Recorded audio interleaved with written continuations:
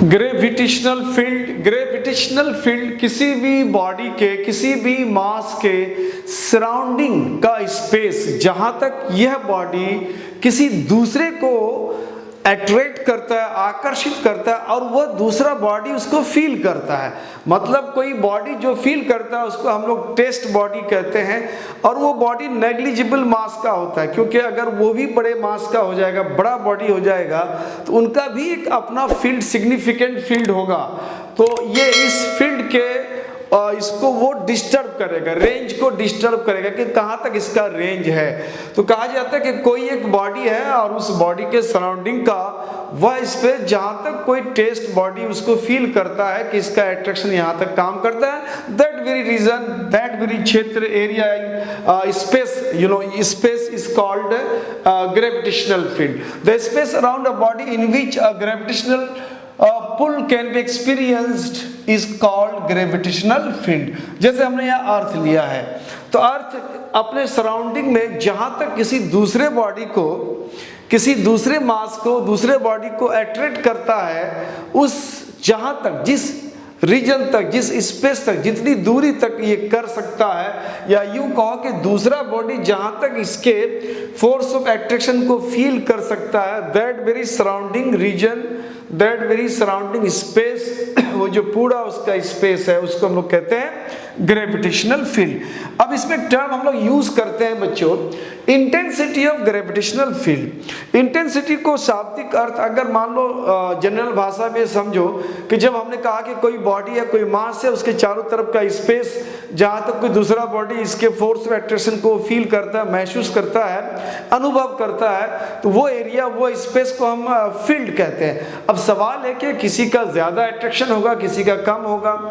कोई बॉडी अपने रीजन में, अपने स्पेस में, अपने फील्ड में, जहां तक वो किसी दूसरे को अट्रैक्ट करता है, कितना जबरदस्त उस पर वो फोर्स लगा सकता है, दैट इज स्ट्रेंथ। तो दूसरे शब्दों में इसको हम लोग स्ट्रेंथ भी कह सकते हैं। तो अगर हम बोले कि स्ट्रेंथ ऑफ ग्रेविटेशनल फील्ड, तो ये भी चलेगा। तो इसका डेफिनेशन है force experience by a unit mass. Very important things, force कौन एक्सपीरियंस करेगा?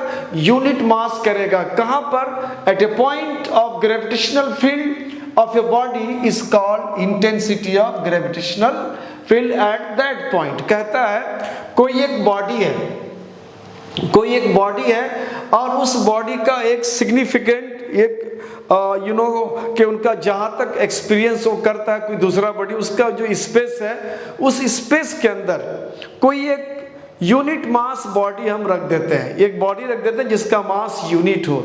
वह यूनिट मास बॉडी कितना वो फोर्स फील करेगा, इस बॉडी, बड़े से बॉडी का जो फोर्स ऑफ अट्रैक्शन है, कितना वो फील करता है, that very force is called intensity of gravitational field. जैसे हमने मान लिया कि हमारे पास कोई एक बॉडी है ना, इस बॉडी का मान लो जो फोर्स ऑफ अट्रैक्शन है, और ये फोर्स ऑफ अट्रैक्शन मान लिया इतने एरिया तक है, इतना वो उसका रीजन है, इतने क्षेत्र तक ये बॉडी किसी को भी अट्रैक्ट करता है, या यूं कहो कि दूसरा कोई बॉडी वो फील करता है। यहाँ तक कोई बॉडी फील नहीं कर रहा है, लेकिन जो ही इस बाउंड्री के आर पार आएगा इसका फोर्स ऑफ अट्रैक्शन वो फील करता है। तो दिस जो स्पेस है, ये जो हमारा क्षेत्र है, रीजन है, इसी को हम लोग कहते हैं ग्रेविटेशनल फील्ड। अब इस ग्रेविटेशनल फील्ड के मान लिया एक पॉइंट है यहाँ P।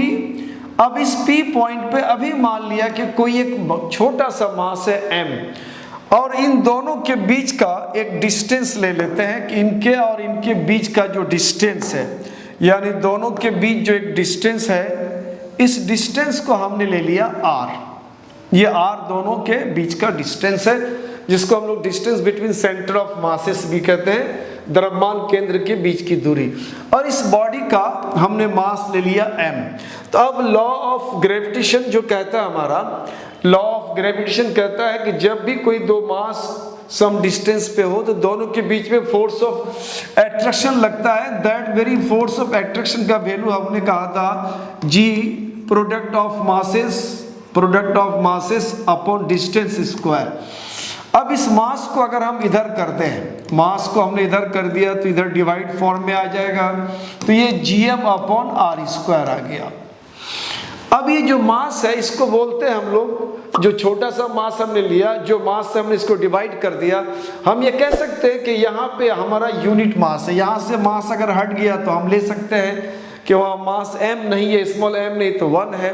तो इस फिगर को कह सकते हैं हम लोग फोर्स ऑन यूनिट मास, यानी इकाई द्रव्यमान पर लगने वाला बल।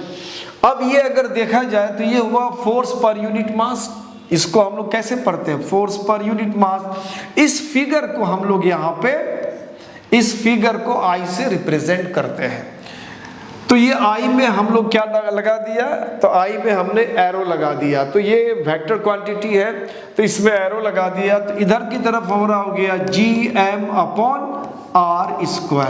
यहाँ पे ये जो फिगर है ये स्केलर क्वांटिटी है, तो इधर अगर आप वेक्टर दिखा रहे हो और इधर ये स्केलर है तो फिर ये दोनों इक्वल नहीं हो सकता है, क्योंकि फिजिक्स में वेक्टर क्वांटिटी वेक्टर के इक्वल होगा, अगर स्केलर है तो स्केलर के इक्वल होगा, एक वेक्टर स्केलर नहीं हो सकता है। इसलिए हमें इसको भी वेक्टर बनाना पड़ेगा। तो हम क्या करा, इसको r से हमने मल्टीप्लाई करा। तो जब हम इसको r से मल्टीप्लाई करा तो r का मतलब होता है ये डायरेक्शन, यानी जब भी कोई यूनिट वेक्टर लेते हैं वो डायरेक्शन बताता है। तो अब ये डायरेक्शन बता रहा है, तो डायरेक्शन किधर बताएगा, यहाँ से जितनी दूर तक अपना एक्सपीरियंस कराता है किसी को अपना फोर्स, उसको हम लोग रेडियस वेक्टर कहते हैं। रेडियस वेक्टर ये डायरेक्शन देते हैं जो बॉडी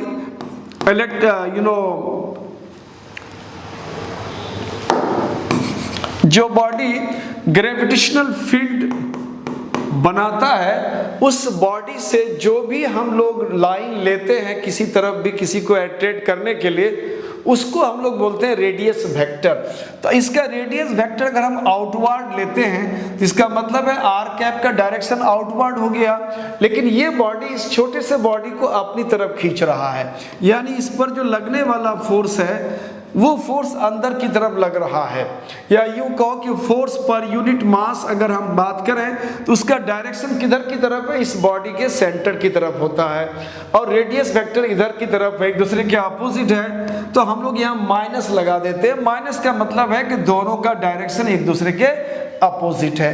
तो ये हमारा जो फिगर आया, ये फिगर आ गया हमारा इंटेंसिटी ऑफ ग्रेविटेशनल फील्ड, यानी किसी बॉडी के जो ग्रेविटेशनल फील्ड का स्ट्रेंथ है यानी इंटेंसिटी है, वो ये फॉर्मूला आया। नेगेटिव साइन बताता है कि जिधर की तरफ हमारा इंटेंसिटी है वो हमारा रेडियस वेक्टर उसके अपोजिट डायरेक्शन में है। उसके अंदर कहते हैं कि नेगेटिव, यहाँ पे लिख रखा है कि negative sign indicates that force of attraction experience by the test mass जो बॉडी है वो जो फोर्स एक्सपीरियंस करता है उसकी डायरेक्शन और उसकी रेडियस वेक्टर का डायरेक्शन एक दूसरे के अपोजिट है। ग्रेविटेशनल पोटेंशियल का मतलब होता है, जब भी हम कोई वर्ड यहाँ कहीं पे फिजिक्स में हम इस्तेमाल करते हैं, पोटेंशियल शब्द जहाँ लाते हैं, वर्ड लाते हैं, उसका मतलब होता है वर्क। आप उसको दिमाग में वर्क रखो बच्चों। तो कह रहे हैं कि work done to carry unit mass, unit mass को कैरी करना है, यूनिट मास को क्या करना है, कैरी करना है। कहाँ से, इन्फिनिटी से कैरी करना, और इस तरह से फोर्स लगा के कैरी करो कि उसमें एक्सीलरेशन नहीं हो। चूंकि जब हम लोग न्यूटन्स लॉ के हिसाब से किसी बॉडी पर जब फोर्स लगाने की बात करते हैं तो बोलते हैं कि उस पर एक एक्सीलरेशन प्रोड्यूस हो जाता है। तो अब यूनिट मास बॉडी को अगर हम लाते हैं इन्फिनिटी से किसी पॉइंट तक, किस पॉइंट तक लाना है, तो बोला कि ग्रेविटेशनल का जो फील्ड होगा उस ग्रेविटेशनल फील्ड के किसी पॉइंट तक लाना पड़ेगा, और लाने में जो आप काम कर रहे हो उसी काम को हम लोग कहते हैं ग्रेविटेशनल पोटेंशियल। तो अब यहाँ पे हम लोग देख रहे हैं कि काम किस तरह से कर रहे हैं। मान लिया जाए कि कोई एक बॉडी हमारा यहाँ पे ये बॉडी है, और इस बॉडी से सम डिस्टेंस पर मान लो एक छोटा सा कोई बॉडी है, और उस बॉडी को हम बाद में यूनिट कर देंगे यानी इकाई कर देंगे। अब इन दोनों के बीच का डिस्टेंस मान लेते हैं अभी x है। अब इस बॉडी को, इस छोटे से बॉडी को हम उठा करके इस बॉडी के ग्रेविटेशनल फील्ड तक लेके आते हैं और मान लिया कि इसका ग्रेविटेशनल फील्ड यहाँ तक है, this is the gravitational field, इस बॉडी का ये ग्रेविटेशनल फील्ड है और इसको उठा करके हमको इसके ग्रेविटेशनल फील्ड तक लाना है। अब इसके ग्रेविटेशनल फील्ड के कहाँ तक, यहाँ भी बहुत बड़ा मैटर करता है। तो मान लिया एक पॉइंट हमने लिया यहाँ पे P ले लिया, P पॉइंट तक लाना है। अब यहाँ से इस बॉडी का अभी जहाँ पर है ये दूरी को हम लोग मान लेते हैं कुछ देर के लिए कि ये दूरी जो है वो डिस्टेंस जो है वो यहाँ से यहाँ तक x मान लेते हैं, दिस इज डिस्टेंस x। और जो लाएंगे हम P तक, तो इस बॉडी का अपना ही ग्रेविटेशनल फील्ड यानी इसी बॉडी का ग्रेविटेशनल फील्ड का ये पॉइंट है और इस पॉइंट की दूरी हमने r ले लिया। अब इस बॉडी के और इसके बीच का जो ग्रेविटेशनल फोर्स है तो वो ग्रेविटेशनल फोर्स बराबर हो जाएगा capital G product of masses. मान लिया इसका मास यहाँ पे हमने capital M into small m upon distance square, और डिस्टेंस हमने क्या रखा है यहाँ पे x रखा है तो x स्क्वायर हो गया। तो G कैपिटल M और इस M को हमने यूनिट मास कर दिया तो ये x स्क्वायर हो गया। अब हम लोग क्या करते हैं, इस बॉडी को यहाँ से यहाँ थोड़ा सा डिस्प्लेस करते हैं। मान लिया ये पॉइंट A है और ये पॉइंट B है और इन दोनों के बीच हमें डिस्प्लेस करना है और मान लिया कि वो डिस्प्लेसमेंट हमारा dx है। अब इस बॉडी को यहाँ से इधर की तरफ आप डिस्प्लेस करते हो अगर सम डिस्टेंस dx से तो वर्क हो जाएगा थोड़ा सा, और ये वर्क कितना हो जाएगा, तो ये वर्क बराबर हो जाएगा फोर्स इंटू डिस्प्लेसमेंट हमने dx करा और इंटू कॉस थीटा लेते हैं फॉर्मूला के हिसाब से, तो f हो गया और dx हो गया और यहाँ कॉस थीटा जो है ये 0 हो जाएगा क्योंकि डिस्प्लेसमेंट किधर की तरफ है, डिस्प्लेसमेंट A से B यानी इस बॉडी की तरफ है और ये जो फोर्स है वो एट्रैक्टिव नेचर का, उसका भी डायरेक्शन इधर है तो दोनों एक ही तरफ है तो दोनों के बीच का एंगल यहाँ पे 0 हो जाएगा तो cos 0 1 हो जाता है। यानी ये वैल्यू हो गया हमारा f dx, यानी थोड़ा सा वर्क हुआ हमारा यहाँ पे और ये थोड़ा सा वर्क हो गया f dx। f का वैल्यू आप बैठा सकते हो चाहो तो ये gm अपॉन x स्क्वायर और उसके बाद यहाँ पे है dx, इतना वर्क करा। अब चूंकि इस बॉडी को जो डेफिनेशन दिया है बच्चों, डेफिनेशन में क्या कहता है कि बॉडी को हम कहाँ से ले आ रहे हैं, इन्फिनिटी से ले आ रहे हैं।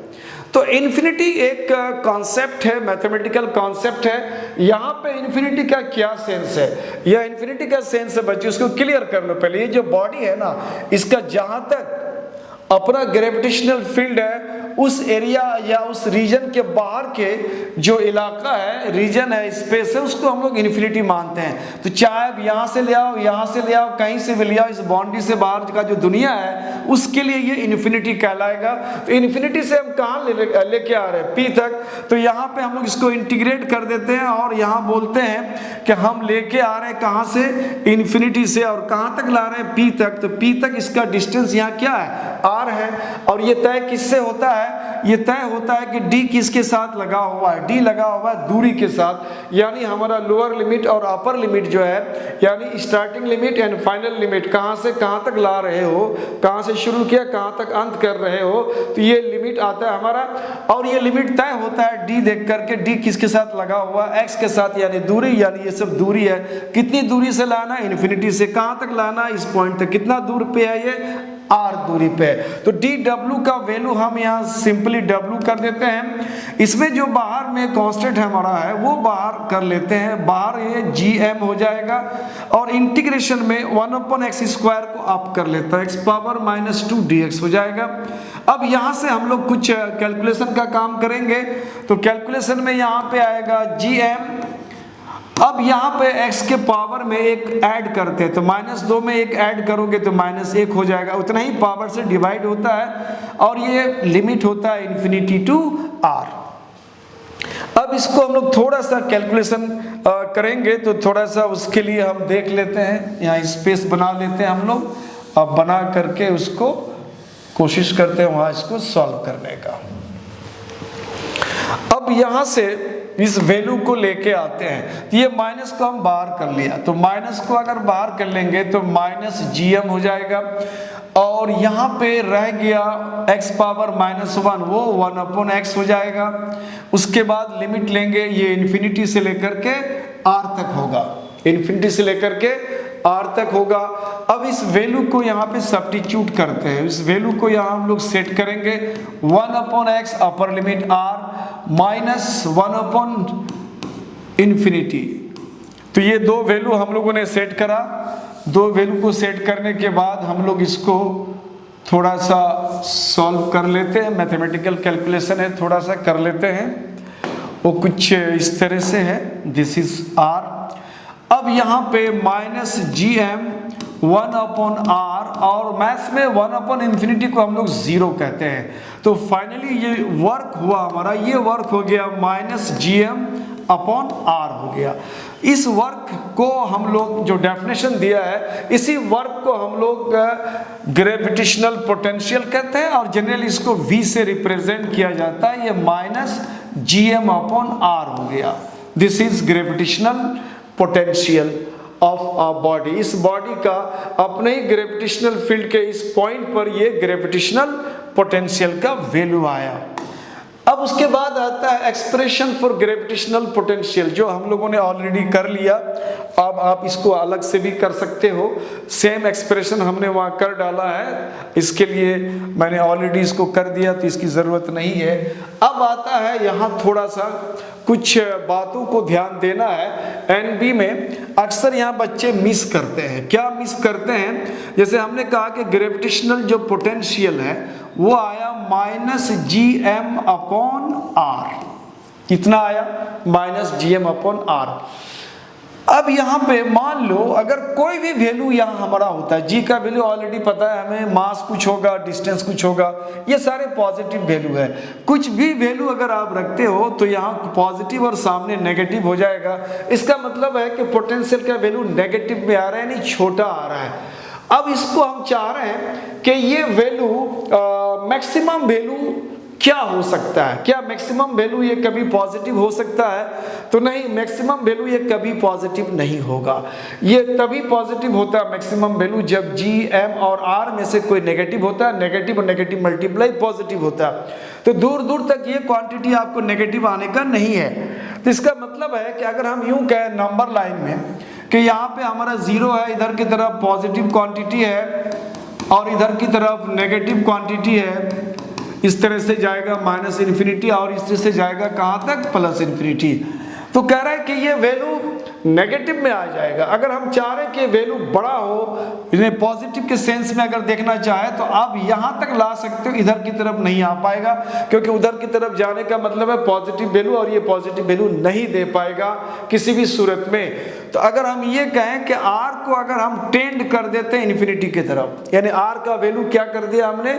इनफाइनाइट की तरफ टेंड कर दिया, तो अब V का वैल्यू जो होगा वो 0 हो जाएगा। या V का वैल्यू आप यहाँ भी टेंड दिखा सकते हो कि V टेंड्स टू 0 हो जाएगा। V का वैल्यू यहाँ पे ये टेंड्स टू 0 हो जाएगा।